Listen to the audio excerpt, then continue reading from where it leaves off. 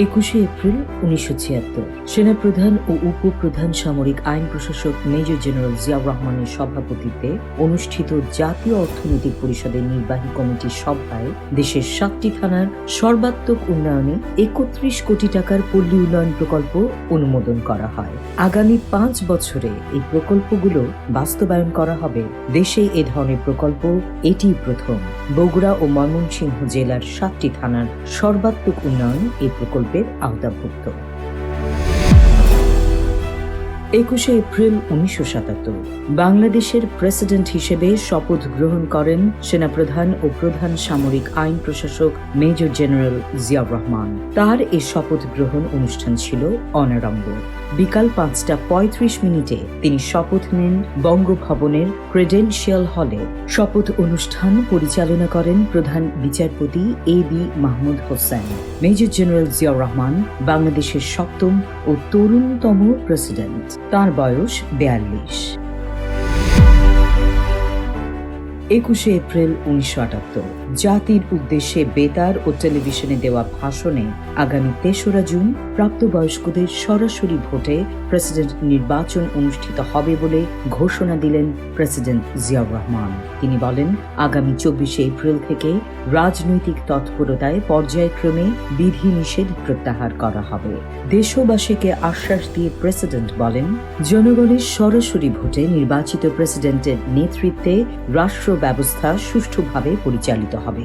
পার্লামেন্টের সার্বভৌমত্ব ও বিচার বিভাগের স্বাধীনতা অক্ষুণ্ণ থাকবে। এই উদ্দেশ্যে সংবিধানে যথাসময়ে প্রয়োজনীয় সংশোধন করা হবে। ভাষণে তিনি প্রেসিডেন্টের ক্ষমতা ও দায়িত্ব এবং মন্ত্রিপরিষদ প্রসঙ্গে রূপরেখা ঘোষণা করেন।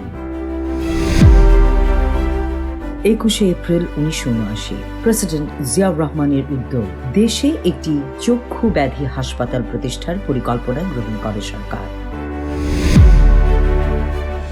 21শে এপ্রিল 1980 নাটোরের উত্তরা গণভবনে জাতীয় যুব সেমিনার উদ্বোধন করে জাতীয়তাবাদী চেতনায় উদ্বুদ্ধ হয়ে দেশ গড়ার কাজে নেতৃত্ব দানের জন্য যুব সমাজের প্রতি আহ্বান জানিয়েছেন প্রেসিডেন্ট জিয়াউর রহমান। তিনি বলেন, দেশ গড়ার জন্য দরকার চরিত্র, ভালোবাসা, সঠিক উপলব্ধি ও আদর্শ।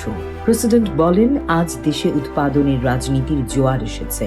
যে রাজনীতি দেশের অর্থনৈতিক চাহিদা পূরণ করতে পারবে না, সেই রাজনীতির দিন শেষ হয়ে গেছে।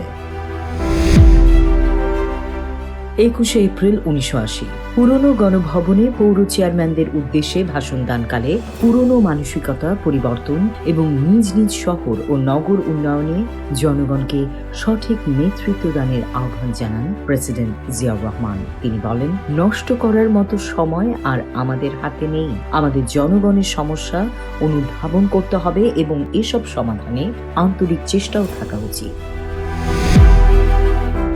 21শে এপ্রিল 1981 রাজশাহী, কুষ্টিয়া ও যশোরের পৃথক পৃথক জনসভায় প্রেসিডেন্ট জিয়াউর রহমান বলেন, সামাজিক ন্যায় বিচার ভিত্তিক শোষণমুক্ত সমাজ প্রতিষ্ঠাই বাংলাদেশী জাতীয়তাবাদের লক্ষ্য। তিনি বলেন, একটি শোষণমুক্ত সমাজ প্রতিষ্ঠার লক্ষ্যে স্বনির্ভর গ্রাম সরকারের মাধ্যমে তৃণমূল পর্যায়ের জনগণের নিকট ক্ষমতা প্রত্যার্পণ করা হচ্ছে। স্বনির্ভর গ্রাম সরকার প্রতিষ্ঠান জীবনের সর্বক্ষেত্রে স্বনির্ভরতা অর্জনে জনগণকে সাহায্য করবে।